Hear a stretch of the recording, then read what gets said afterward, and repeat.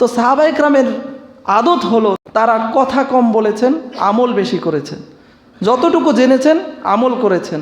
কিছু সাহাবী, গরিব সাহাবী, তারা নবীজির কাছে এসে বলে, ইয়া রাসূলুল্লাহ, যারা ধনী সাহাবী আছে তাদের তো সম্পদ আছে, মাল আছে, তারা সদকা করে, জাকাত দেয়, দান করে, তাদের অনেক নেকি হয়।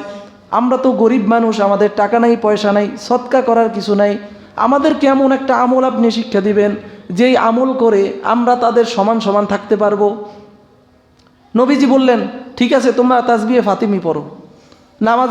নামাজের শেষে যে আমরা 33 বার সুবহানাল্লাহ, আলহামদুলিল্লাহ, আল্লাহু আকবার পড়ি,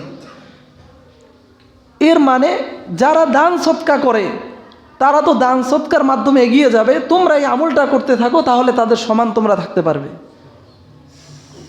এখন যারা দান করে তারাও তো ওই রকম সাহাবী, তারাও তো খুঁজে খুঁজে বের করে ফেলেছেন যে তাদেরকে নবীজি এটা শিক্ষা দিয়েছেন, তারাও এটা নিয়ে শিখে আমল করা শুরু করে দিয়েছে।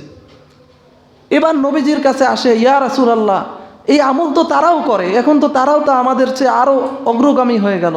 তখন নবীজি বলেন, যালিকা ফাদলুল্লাহ ইউতিহি মান ইয়াশা, এটা আল্লাহ তাআলার অনুগ্রহ, যাকে ইচ্ছা তাকে দান করেন। বোঝানো উদ্দেশ্য যে সাহাবা ইকরাম খুঁজতেন যে কি পাবো আর আমল করব।